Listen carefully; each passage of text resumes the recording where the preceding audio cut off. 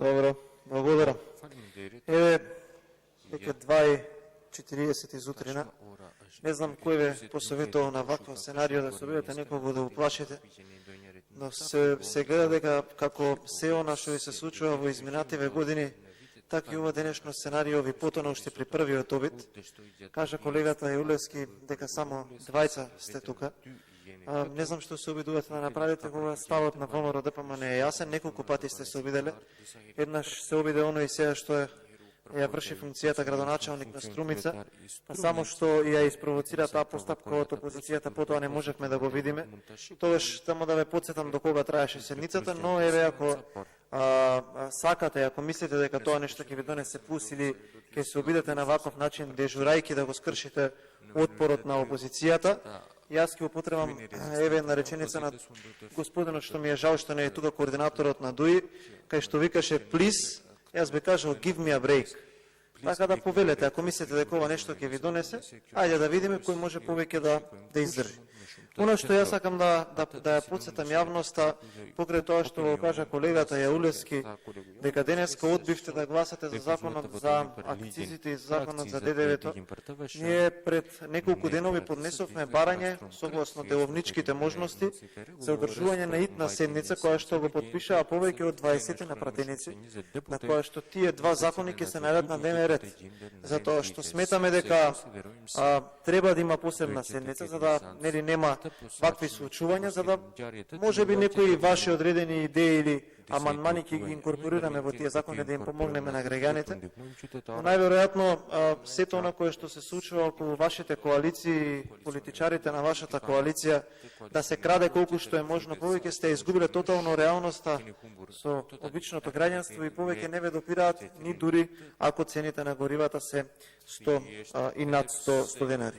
Ова што се случува во моментов, како што го кажав, е активна блокада и се надевам дека ќе има многу повеќе можности да седиме вака до доцна во ноќта или до ране тутрински часови во собранието.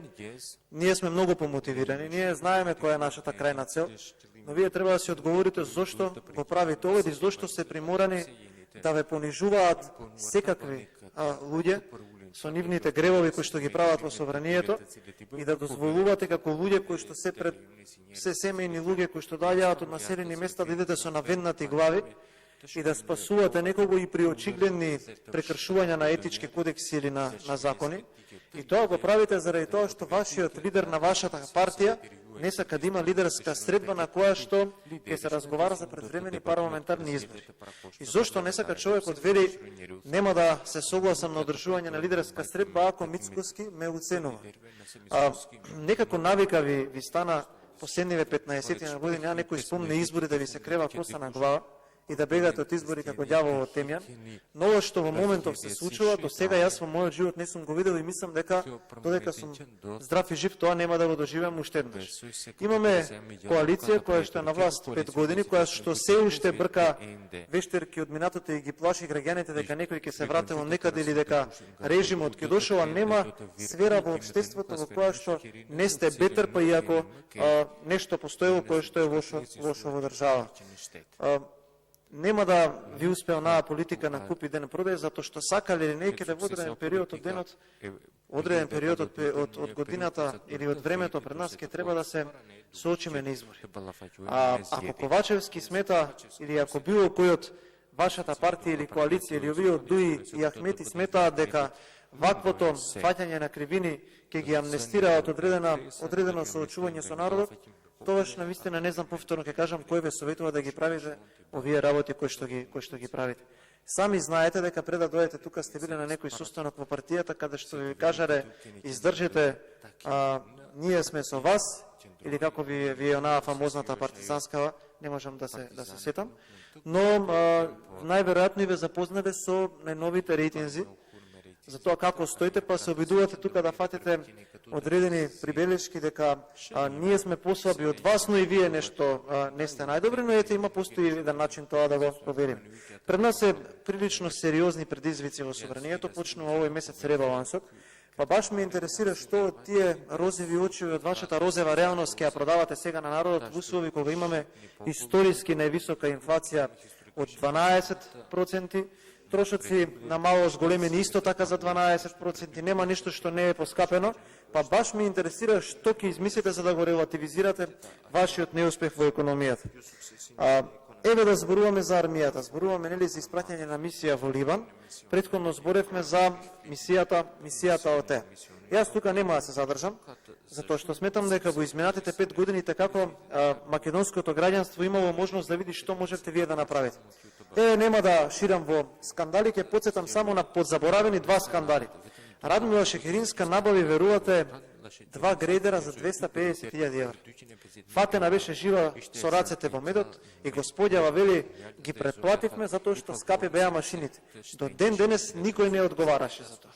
Радмила Шекеринска исто како министер за одбрана набави морски плодови од 80.000 евра.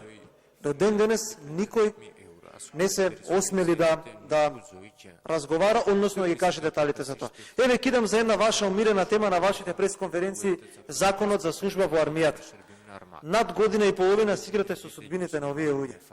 Над година и половина со вашите законски решенија се обидувате политички да унапредувате или да уназадувате луѓе во армиската служба.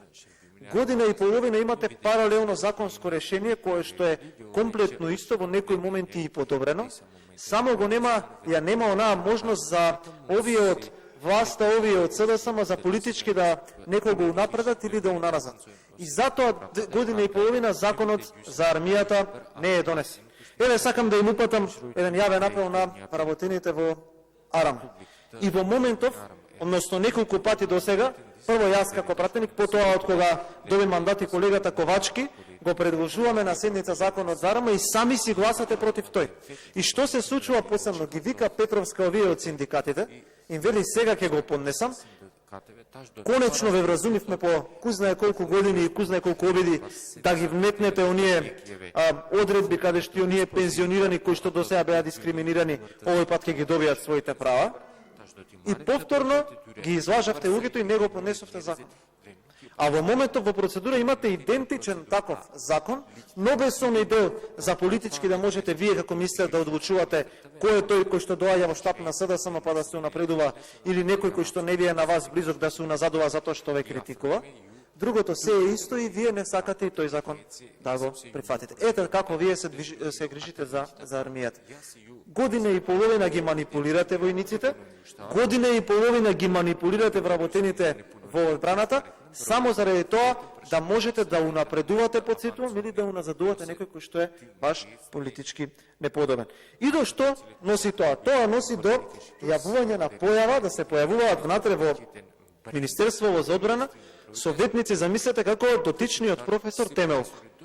И сега зашто сите разговараме за Темелко? Затоа што замислете човеков наплатил илјадници евра и пишал во извештај дека пишувал статуси за изборите, дека напишал сообщение на партијата на пензионерите и замислете неколку пати телефонски контактирал с Илија Николовски. Замислете каков парадокс и каква комедија. И за тоа што неколку пати контактирал со колегата Николовски, наплатил над 10.000 евра. Над 10.000. И сега логично се поставува прашањето. Јас наистина не можам да го разберам господинот Николовски, зошто го трпи ова што го трпи, некој да го пцуе, некој да му се бере и да зема одредена плата, зашто не се префрли кај господјата Петровска, како Темелко, па и тој за да се јавува на нечи телефон, да добива 10.000 евра. И колку и да е смешно, на крајот од денот е трагично. Замислете, трагично. Наплатил 10.000 евра, а напишал во извештајот кој што е упатен до државен орган. До државен орган, заверен во архива, дека пишувал за коалицијата Можеме и дека пишувал статус. И повелете. Еве, дали е некој казнет? Не. Дали е некој санкциониран? Не. Дали некој ќе одговара? Не. А зошто е тоа така? Заради тоа што вие сте навикнати во изминативе 5 години да ги злоупотребувате народните пари за да ги купувате вашите удобства. Но она го кажа колегите сите на оваа говорница, ќе го повторам и јас.